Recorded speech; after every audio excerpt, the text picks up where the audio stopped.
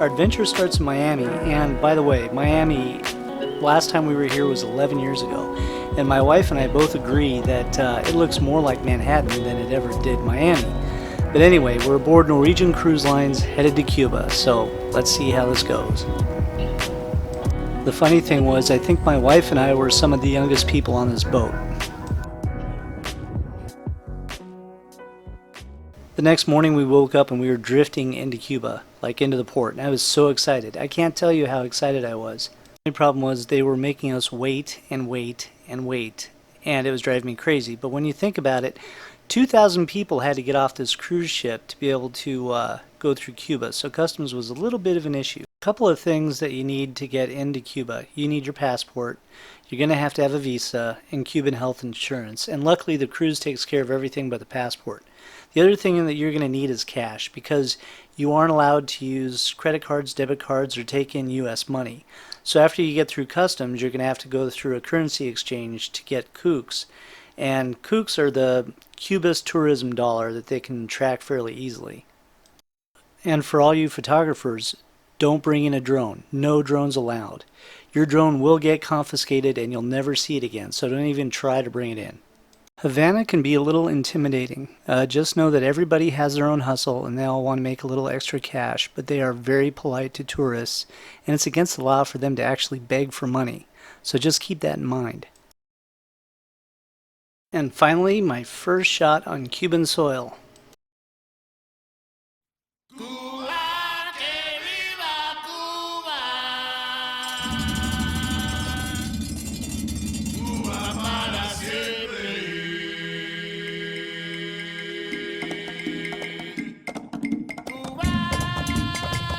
The cars of Havana are actually a huge part of why I came to Cuba. I am a total gearhead at heart, and I love the fact that these guys will do anything they can in their power to keep these things running.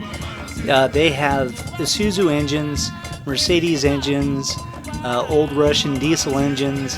It's just kind of crazy how much work they put into these. And Cuban citizens couldn't actually buy new cars for a really long time. I believe now they can, but for the last, I don't know, 50 years they couldn't. So they only had the cars that their family owned prior to the revolution. And so a lot of these are family heirlooms that have been passed down from generation to generation, and they'll do anything they can to keep them running, including making body parts out of like old dumpster lids and things like that.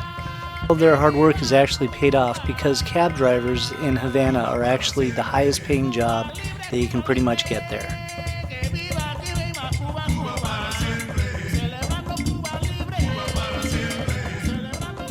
One thing you'll notice immediately is that Cubans are very proud of their culture, their livelihood, and their country. The part we're exploring today is Old Havana, and the size of Old Havana is probably about the same size as Venice, Italy. Very densely populated. There's 2 million people that live in Havana, and there's 12 million people in the entire country.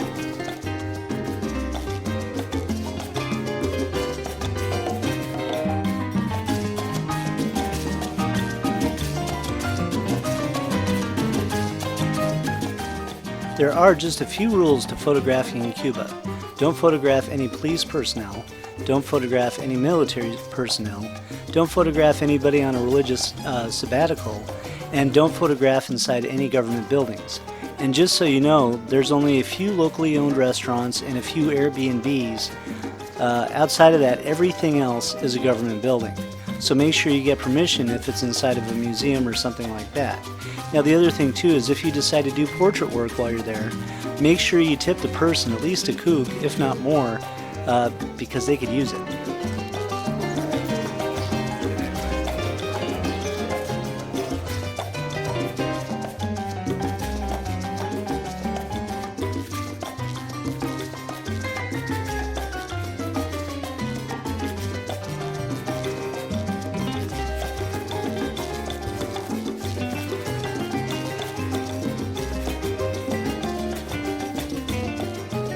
This is a good example of how resourceful Cubans are. I mean, if you look at this photo, especially gearheads, you'll see the cross member underneath this car has been rebuilt several times. When it comes to Cuba, it's all about the details. So in this shot, you can tell that the front end of this car has been rebondoed who knows how many times. But this car has probably also been in this guy's family for almost 70 years. So, you know, they do everything they can to keep it going. And this one isn't a taxi, so most likely he's just driving it around. Now the crazy thing is, if you really look at the details, this guy has disc brakes all the way around, which is a big, big deal. So you can at least know that they're trying to take care of their cars any way possible. In this photo, I just wanted to show you, again, it's all about the details, and you can see that there is plant life and trees growing out of everywhere. I mean, this tree is growing out of a steel beam, and that is just mind-blowing. In this shot, it's actually growing out of the crack of a wall. Now in this shot, this is an example of things that just aren't safe, but yet look at the detail. Like the actual craftsmanship that goes into the work on the exterior of this building, all the tile work, and it's just collapsing. I mean, literally collapsing, like rusting through and just completely falling apart.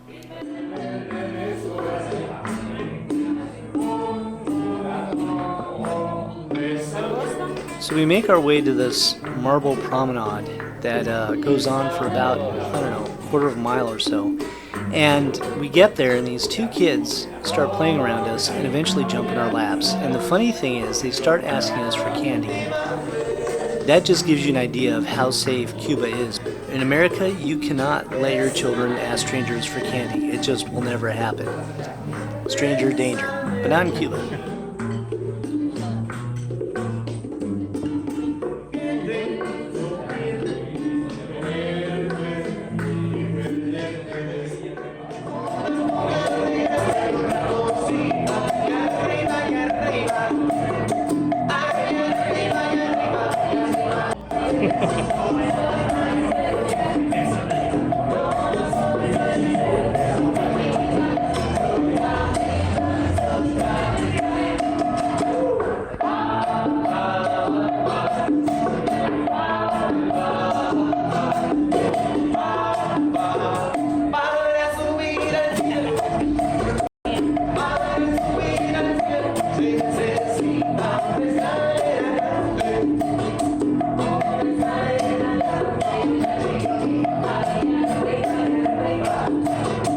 Oh yeah, travel tip. Bring your own toilet paper because in Cuba, there ain't any.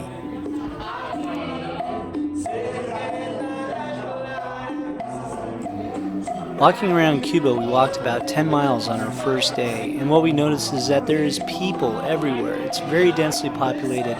They're always moving, always on the go.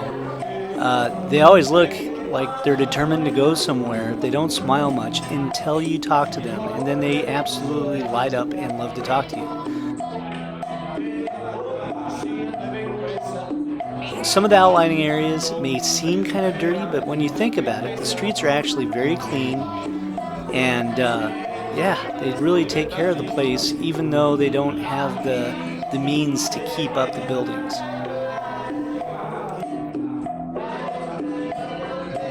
I think it was 2012, the Cuban government changed their mind and allowed Cubans to actually own property. So there's a lot of restoration going on, and you see the scariest, most rickety scaffolding that you've ever seen in your life. When you see that, you'll know that either they're stripping the buildings down, or it's Cubans remodeling them on their own. But when you see something that's really nice, that has nice scaffolding around it, know that it's a World Heritage Site that's being restored, like the Capitol building, for example.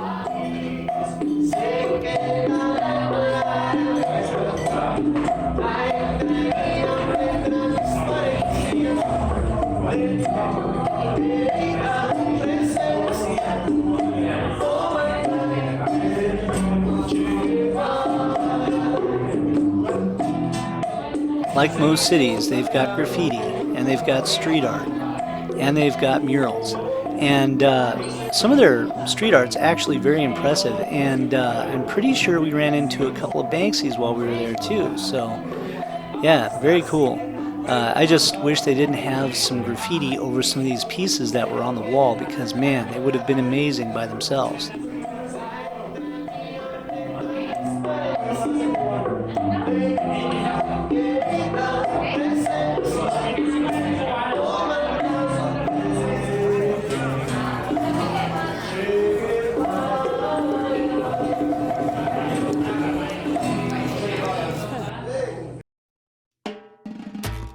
The area around the Capitol is probably the area where you're going to see the most restoration. You're also going to see the longest lines for people trying to get into computer training centers, and then behind it, Chinatown, which I think is just awesome. I love this area.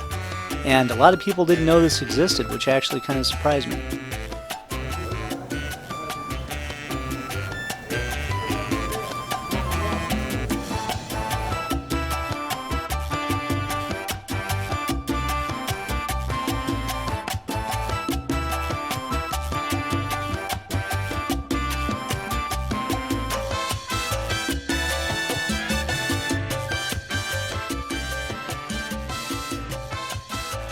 Some streets in Havana don't look as inviting as others, but once you take these little side roads, you'll find a lot of interesting people moving about their daily lives. And never once did I not feel safe taking these little streets, even though some of them look like alleys.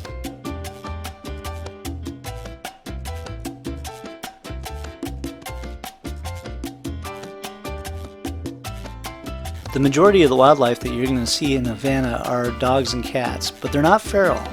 So you can't actually pet them, maybe even feed them a little bit. It seems like all these animals are community pets. And a lot of people stop to pet the dogs and cats, like locals, and give them a little nibble of something if they've got something in their pocket.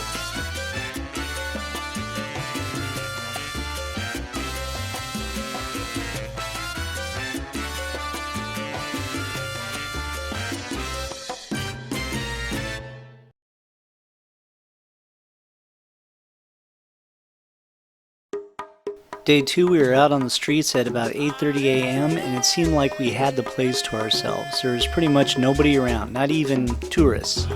And so it was actually kind of nice to be able to go to these areas and see them empty for a change. So I guess that's the trick, is like the earlier the better. And if I would have known that, I probably would have left at like 6 in the morning just to get like nobody around. That would have been awesome.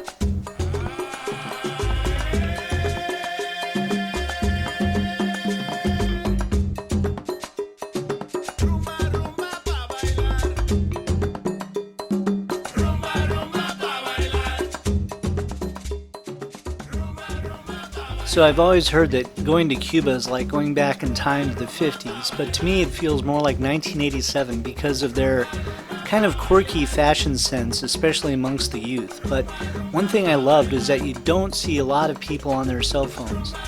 I mean, hardly anybody. Only cab drivers have cell phones, and maybe a few people are able to text each other, like this guy right here, but other than that, that was about it. People still talk to each other face to face there, and that was really refreshing to see. I think as a society, we've actually got to rely on our cell phones like way too much, so it was actually really nice to be completely disconnected and kind of back in this world with my head up again and not looking at my phone.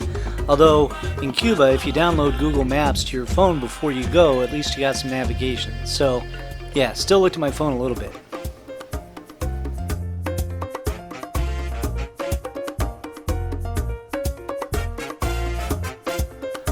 One of the things that really surprised me about Cuba was how well educated their population is. As of today, they have a 98% literacy rate, whereas in America it's still 70%.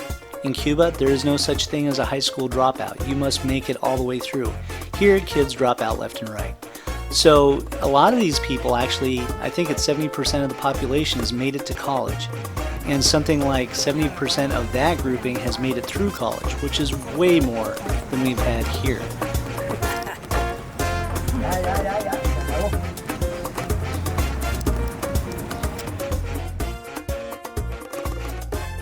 So what you're left with is a very intelligent and articulate society that lacks in the very basic needs that we take for granted, like Fitbits, smartphones, even just reading glasses. They just don't have access to that sort of thing. But at the same time, there is no opioid epidemic. There are no school shootings. It's a very peaceful society, and people walk everywhere.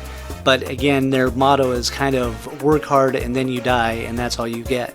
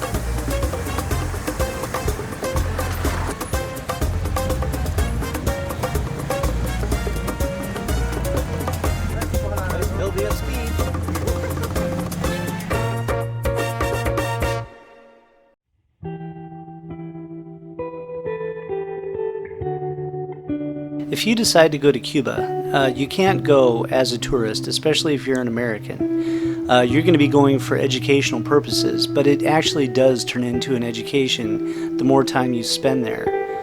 Soon you'll realize that there are a lot of underlying issues that Cubans can't legally talk about.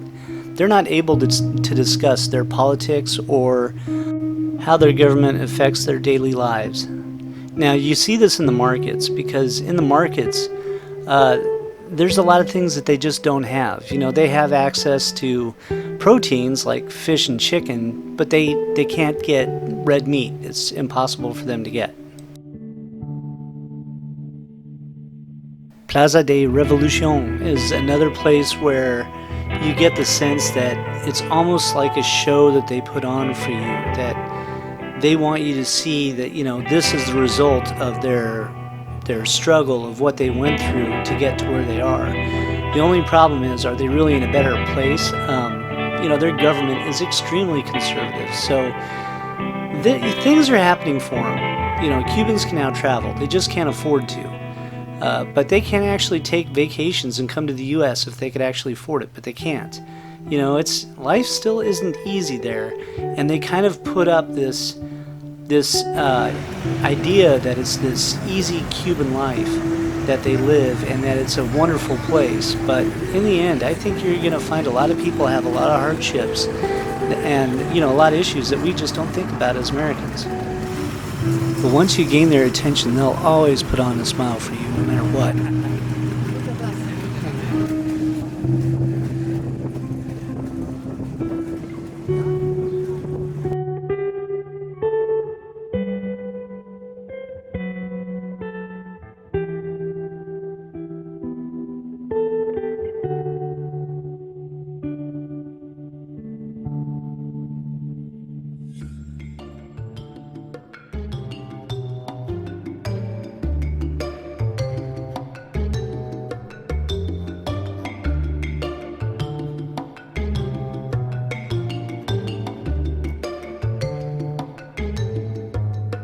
And this is Alejandro, our pedicab driver, and this guy was awesome.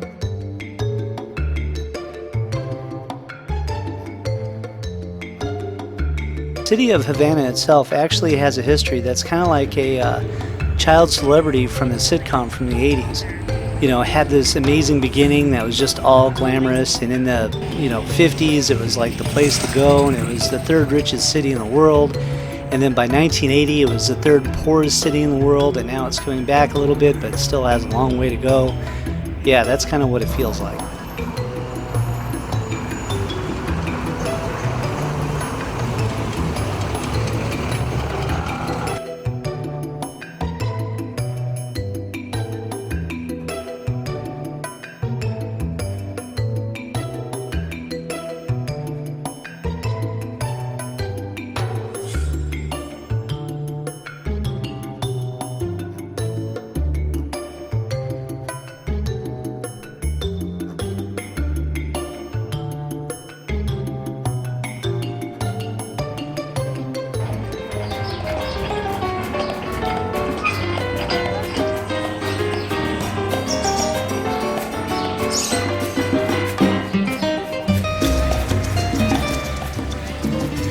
Our last stop was the San Jose Artisans Market, where you can pretty much get rid of the rest of your kooks for something that was really cool, most likely handmade by a Cuban, maybe it had made in China, but they had phenomenal artwork in the back. So if you ever go down there, make sure you go to the back of this thing and just check out the local art. It was amazing.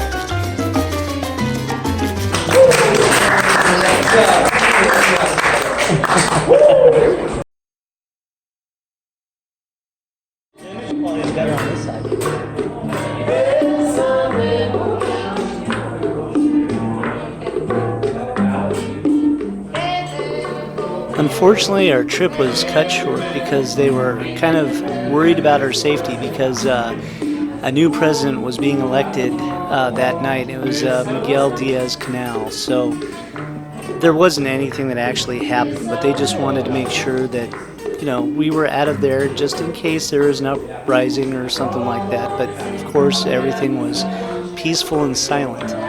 And while I was doing some more research on Cuba just to see what happened with that election, I noticed that now they're getting ready to change their constitution. So it'll be interesting to see the direction that Cuba's going. It's a beautiful country, and I just can't wait to go back.